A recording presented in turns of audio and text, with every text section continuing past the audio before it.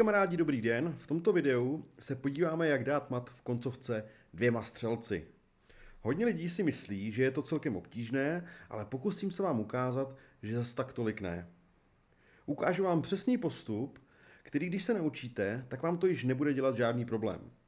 Ono taky na druhou stranu, jak často se dostanete k možnosti matit za pomocí dvou střelců, ale nikdy nevíte. Existuje více způsobů, jak doručit mat pomocí dvou střelců a já vám ukážu ten, který jsem se naučil já a který si myslím, že je nejjednodušší. Ještě než začneme, dávejte vždy pozor na pravidlo 50 tahů, tak, aby vaše hra, tato vítězná pozice neskončila remízou. První, co je nutné udělat, je umístit své střelce tak, aby kontrolovali znázorněná středová pole šachovnice. Zahrajeme tedy střelec B2, čímž kontroluje pole D4 a E5 a dále zahrajeme střelec G2, čímž kontrolujeme pole E4 a D5. Jak vidíte, je to šach a černý král se musí pohnout mimo střed šachovnice. První krok, který máme za sebou. Druhým krokem je okupovat střelci středová pole šachovnice. To znamená, že musíme dostat oba střelce na některé z těch znázorněných polí. Zahrajeme tedy střelec D4 a když černý král půjde na F4, tak zahrajeme střelec D5 a pokud by šel na pole E6, zahrajeme střelec E4.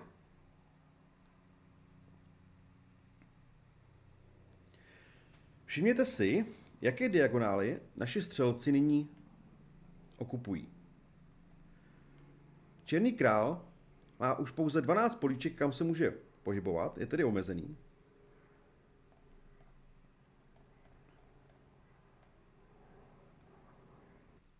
Přičemž dalším krokem je postupovat naším králem blíže a vytlačovat černého krále do rohu. V tomto případě to znamená, že musíme dostat našeho krále na políčko C5 nebo F5. Důležité je vědět, že pokud dostaneme našeho krále na políčko například F5, naši střelci půjdou opačně.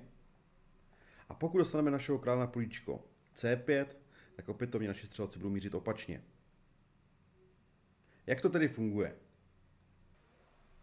Půjdeme tedy králem na políčko C5, tedy král C2, pardon, král C2, král C3, král C4. A nyní si všimneme, že černý král nám pole C5 blokuje. Zahrajeme tedy jednoduše vyčkávací tah B5. Černý král se musí pohnout a my políčko C5 zabereme. Tímto jsme dokončili třetí krok k tomu, abychom dali mat černému králi. Dalším krokem je posouvat naše střelce tímto směrem, jak jsme si řekli dříve. A to proto, že náš král je na C5. Můžeme si všimnout, že černý král nám tyto pole blokuje a proto zahrajeme vyčkávací tah naším králem tak, aby tyto pole černý král opustil. Nyní můžeme pohybovat našimi střelci. Vyvstává teď otázka, jakým střelcem pohnout jako první. Pravidlo je jednoduché. Pohybujeme vždycky tím střelcem tak, aby černý král dalším tahem nemohl tohoto daného střelce napadnout. Například, pokud pohneme černopolním střelcem na pole E5, tak černý král ho může jednoduše napadnout tahem E6. Správným tahem této pozici tedy je střelec F5.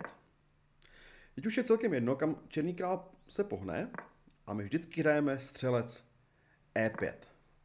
Jak vidíte, tak oprátka kolem černého krále se stahuje a už má pouze 6 polí, kde se může pohybovat.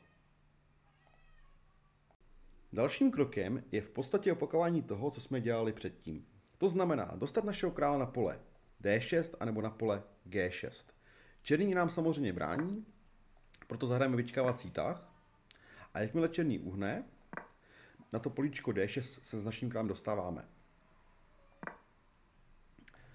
Nyní je čas pohybovat našimi střelci opačným směrem, než stojí náš král, jak jsme si řekli, a černý hraje například E8.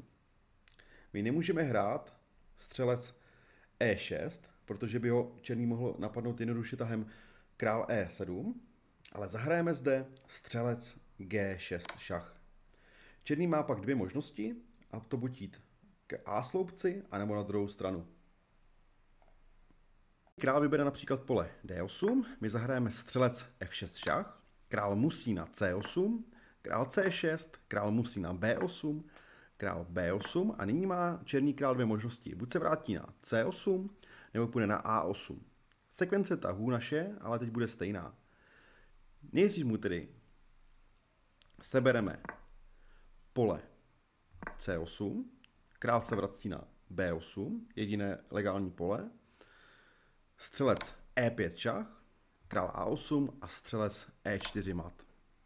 Pokud by si vybral pole opačné, to znamená C8, tak je to pro nás jednodušší. Střelec F5 šach, král musí na B8, střelec E5 šach, král musí na A8 a E4 šachmat. Pojďme se vrátit do této pozice a podívat se na druhou linku, kdy král si vybere jít na F8. Zahrajeme stejně jako předtím střelec F6 a všimněte si, že černý král už je omezen pouze na dvě pole.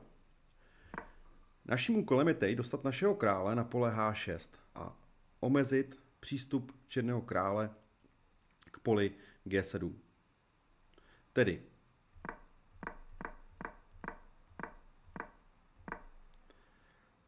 tak, nyní musíme uvolnit pole H8 pro černého krále, tak, abychom ho tam mohli zahnat.